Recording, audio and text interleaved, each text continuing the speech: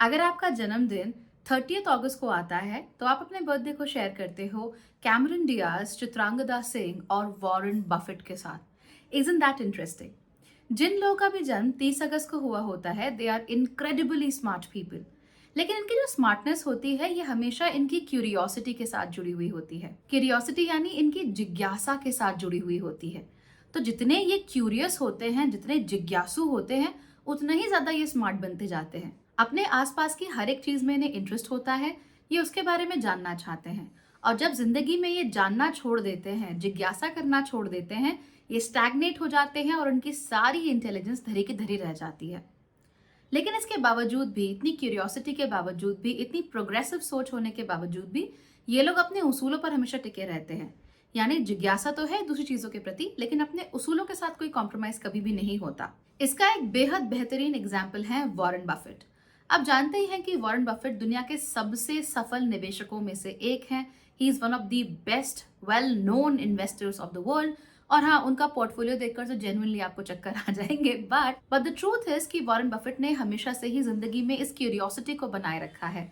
नई चीजों को जानना, नई कंपनीज के बारे में समझना, उनको पढ़ना, एवरीथिंग, वो हर चीज को लेकर क्यूरियस रहते हैं। लेकिन वो जबरदस्ती यूं ही किसी चीज में इन्वेस्ट नहीं करते। वैल्यू इन्वेस्टिंग के अपने प्रिंसिपल्स को लेकर वॉरेन बफेट बहुत ज्यादा सीरियस हैं। और कोई भी चीज जिसको लेकर वो क्यूरियस है, अगर वो उनकी वैल्यू इन्वेस्टिंग के उसूलों में, उनके आइडियोलॉजी में फिट नहीं होती, तो फिर वो उसके साथ ज्यादा एंगेज नहीं करते हैं। And I think that is the beauty of what we are doing with people who are born on August 30, कि अपने उसूलों से नहीं डिगते ये। तो ये लोग सब कुछ एक्सप्लोर करते हैं, सब कुछ जानते हैं, सब कुछ का पता लगाते हैं, लेकिन जो चीज अपने प्रिंसिपल्स के साथ मैच करती है, केवल उसी के साथ वो अलाइन करते हैं, बाकी चीजों को वो पीछे छोड़ देते हैं। सो अगेन अगर आपका भी जन्म 30th अगस्त को हुआ है तो वॉरेन बफेट से सीखिए। आई एम श्योर आपको बहुत ज्यादा अलाइनमेंट वहां देखने को मिलेगी। जिनका भी जन्म 30th अगस्त को हुआ होता है, इन लोगों की थिंकिंग बहुत प्रोग्रेसिव होती है। यानी कि ये हमेशा आगे ही आगे बढ़ते रहना चाहते हैं, पीछे नहीं रहना चाहते। अगर कल इन्होंने 1% ब्याज कमाया था या 1% प्रॉफिट कमाया था, तो आज ये 5% कमाना चाहते हैं। कल 5% कमाया था तो आज ये 6% कमाना चाहते हैं, 10% कमाना चाहते हैं। तो जो भी चीज हो, प्रोग्रेसिवली बेहतर होती रहनी चाहिए, इंक्रीमेंटली उसमें इंक्रीज अच्छा होता रहना चाहिए। ये वो लोग नहीं है जो सोचेंगे या इंतजार करेंगे कि कोई चीज खराब हो तो अब मैं इसे रिप्लेस कर दूं। नहीं, ये उसको कंसिस्टेंटली इंप्रूव करते रहेंगे, कंसिस्टेंटली उसे अच्छा बनाते रहेंगे। So that is one of their very beautiful things about them. ये लोग हद से ज्यादा लिबरल भी नहीं होते, हद से ज्यादा कंजर्वेटिव भी नहीं होते। तो बिल्कुल ही पीछे पकड़ के चीजों को नहीं रखते और हर चीज में कूद पड़ते हैं, ऐसा भी नहीं है।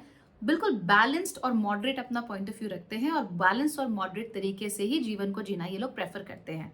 तो ऐसा नहीं है कि अगर मेरे पास बहुत ज्यादा पैसा आ गया तो सडनली बस मैंने सारे पैसे ऐसे ही उड़ा देने हैं, यॉट पे उड़ाना है और हर जगह फर्स्ट क्लास मैंने ट्रैवल करना है, और क्या कहते हैं, इतना बड़ा घर ले लेना है कि पूरा डिज्नीलैंड के बराबर हो और वैसा ही दिखता हो। ऐसा कुछ नहीं है। आप वॉरेन बफेट को देखिए, is a very good example of that, कि इतना पैसा होने के बावजूद भी वॉरेन बफेट को हम उनकी इन्वेस्टमेंट्स के लिए तो जानते ही हैं, लेकिन उससे ज्यादा उनकी फ्रूगल लिविंग के लिए जानते हैं। कि इतना पैसा होने के बावजूद भी he does not feel the need कि वो आपको पैसा दिखाए कि देखो मेरे पास इतना पैसा है, या देखो मैं इतना बड़ा घर ले रहा हूँ, या मेरे पास इतना बड़ा प्राइवेट जेट है and all that. He seems like to be a very cool and a very frugal person. और बहुत सारे लोग वॉरेन बफेट से इस बात की इंस्पिरेशन भी लेते हैं। अगर आप, अगेन, आपका जन्म अगर इस दिन हुआ है तो आपको भी लेनी चाहिए कि वेल्थ होने के बावजूद भी व्यक्ति कैसे एक्सेसेस में नहीं जीता है। तो इनकी ना ही पॉजिटिविटी एक्सेस में होती है, ना ही नेगेटिविटी एक्सेस में होती है। सारा मामला एकदम बैलेंस में चल रहा होता है।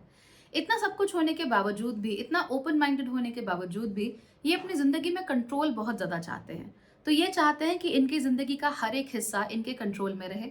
ये डिसाइड करें कि चीजों को मैनेज कैसे करना है। तो मैनेजमेंट का इनका जो पार्ट होता है, ये हमेशा इनका बहुत अच्छा होता है।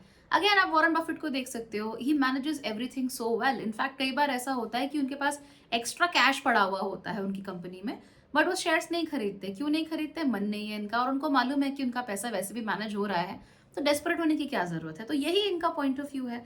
Why do you do extra things? इतना एक्सेसिव चीजें करने की क्या जरूरत है? तो मैंने कहा ना, बैलेंस है, मॉडरेट है, एक्सेसिव कुछ भी नहीं है। इनका मैनेजमेंट इतना अच्छा होता है, इतने अच्छे तरीके से सब चीजें हैंडल करते हैं कि नेचुरली जब ये लीडरशिप रोल्स में आते हैं तो इनके अंदर की प्रोटेक्टिव इंस्टिंक्ट्स वो हमेशा एकदम हाइपर एक्टिव हो जाते हैं। So they are always very protective, in whatever they want to do, हमेशा ये कोशिश करते हैं कि भाई हमेशा सबका ख्याल रखें, लाइक अ मदर डक। वो अपने सारे डकलिंग्स को जैसे साथ रखती है ना, ठीक वैसे ही इनका भी ऐसे ही हो जाता है, that they are very protective. तो इस वजह से जो लोग थोड़े एंग्शियस होते हैं, पैनिक बहुत जल्दी कर जाते हैं, वो लोग इनके पास बहुत ज़्यादा अट्रैक्ट होते हैं, इनकी तरफ बहुत ज़्यादा अट्रैक्ट होते हैं। एंड यू नो वो चाहते हैं कि ये इनका हमेशा ख्याल रखें, बिकॉज इनकी पर्सनैलिटीज ही ऐसी होती है जहाँ पे जाकर आपको वार्मथ और प्रोटेक्शन हमेशा महसूस होती रहती है। अब यहीं पर इनकी सबसे ज़्यादा एनर्जी वेस्ट भी होती है। इनके अंदर एनर्जी का सोर्स है, तो they have plenty of energy और ये बहुत कुछ कर सकते हैं अकॉम्प्लिश एक दिन में। लेकिन इनका ज़्यादातर समय ना दूसरों की प्रॉब्लम सुनने में, दूसरों की प्रॉब्लम्स को सॉल्व करने में बीतता है।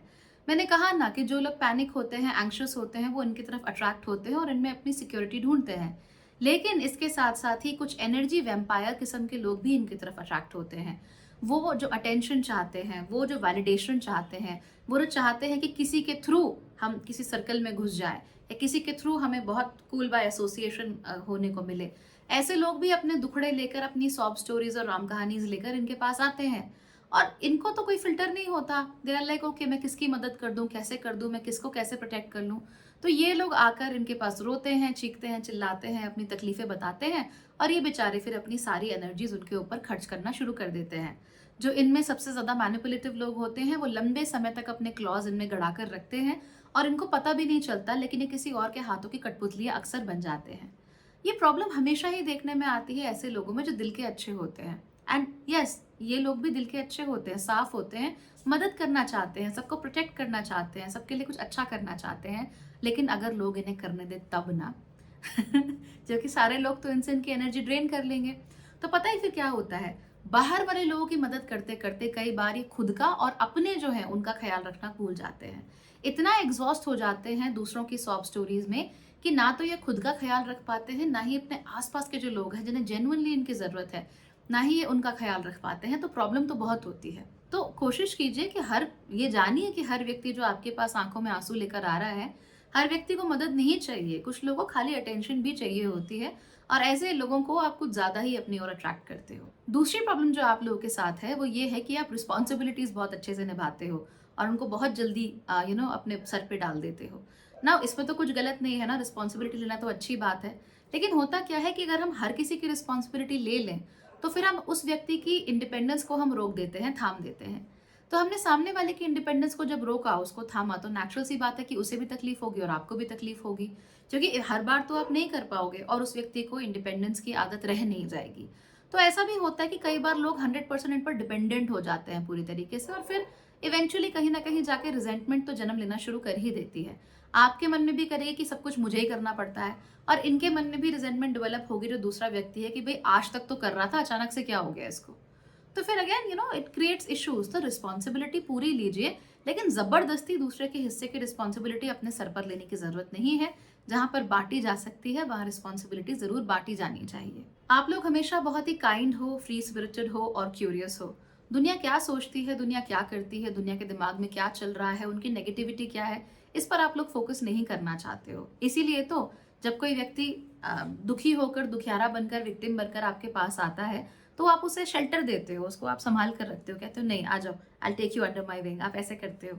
लेकिन ये सब करने की ट्रस्ट में कोई ज़रूरत नहीं है हर केस में। Specially first take care of yourself. दुनिया की परवाह नहीं करते, बहुत अच्छी बात है, हर बार दुनिया की परवाह करते रहोगे तो आपके साथ नुकसान तो होगा ही। अपनी फ्री स्पिरिट को आपको हमेशा बनाकर रखना चाहिए। आप लोगों को जिंदगी में ग्राउंडिंग की बहुत ज़रूरत होती है, इसलिए जितना हो सके मेडिटेटिव प्रैक्टिसेस ज़रूर किया कीजिए। हो सके तो योगा भी ज़रूर किया कीजिए, लेकिन अगर सिर्फ मेडिटेशन भी करते हैं तो बहुत है आप लोगों के लिए। इससे आप बहुत काम महसूस करोगे, ग्राउंडेड महसूस करोगे और आपकी जो बाउंड्रीज हैं जो आप यूजुअली बना नहीं पाते हो, उन बाउंड्रीज को बनाने में भी आप लोगों को बहुत ज़्यादा मदद मिलेगी। तो प्लीज़ इस बात का ज़रूर ख्याल रखिएगा। स्मॉल टॉक के तो आप राजा हो, like you can do small talk with literally anybody. और इसके साथ साथ ही कम्युनिकेशन और खासतौर पर राइटिंग, इनमें भी आप अच्छे हो। बहुत सारे लोग हैं जो 30 अगस्त को जन्मे हैं जो अपनी इन क्वालिटीज़ को एक्सप्लोर नहीं करते हैं, आपको करना चाहिए। आप कहीं पर भी, कभी भी किसी से भी बातचीत कर सकते हो, उसे अपना दोस्त बना सकते हो, ये आपकी खास बात है, ये गॉड गिफ्ट है भगवान का आपको, तो उसको यूज़ करो ना। और कम्युनिकेशन, खासतौर पे राइटिंग, वो भी बहुत अच्छा है। तो एक्सप्लोर नहीं किया है तो एक्सप्लोर करना शुरू करो, चाहे क्रिएटिव राइटिंग हो, चाहे नॉन फिक्शन राइटिंग हो, you will always do very well. प्यार के मामले में आप बहुत ज़्यादा you are not very romantic types की आस्तीन पे अपना दिल लेकर घूम रहे हैं और किसी को भी दे दिया, ऐसे नहीं करते हो। You want one partner in life, और वो जो पार्टनर है वो हमेशा काइंड होना चाहिए, सिंपैथेटिक बहुत होना चाहिए, और इसके साथ साथ ही वो भी बहुत एक्सट्रीम्स पर नहीं होना चाहिए। तो कोई भी व्यक्ति जो हद से ज़्यादा लिबरल है, हद से ज़्यादा कंजर्वेटिव है, दोनों ही केसेस में आपके साथ बात नहीं बनेगी। कोई भी व्यक्ति जो हद से ज़्यादा स्पॉन्टेनियस है, वहाँ भी नहीं बनेगी। जो व्यक्ति बिल्कुल ही रिजिड है, उसके साथ भी नहीं बनेगी।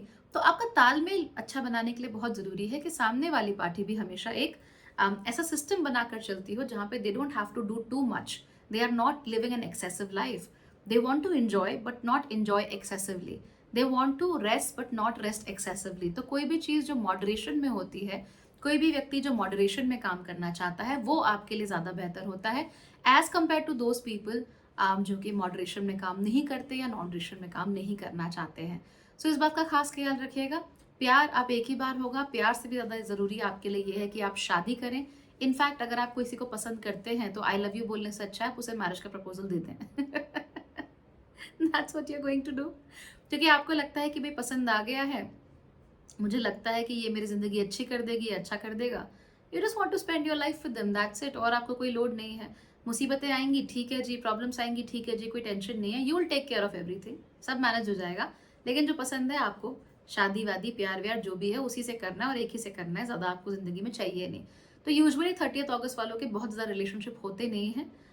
हाँ, लेकिन ये ज़रूर है कि कुछ लोग इन्हें रिलेशनशिप्स का भुलावा देकर या फिर इनको अपनी सॉब स्टोरीज सुनाकर, अपनी राम कहानियाँ सुनाकर इन्हें ज़रूर रोमांटिक रिलेशन में धकेलने की कोशिश ज़रूर करते हैं, या रोमांटिकली उनको एंटाइज करने की कोशिश ज़रूर करते हैं। तो यहाँ पर आप हमेशा गच्चा खाते हो, इसको लेकर थोड़ा सावधान रहना सीखो। बाकी all is well and you will have a good life. Take care.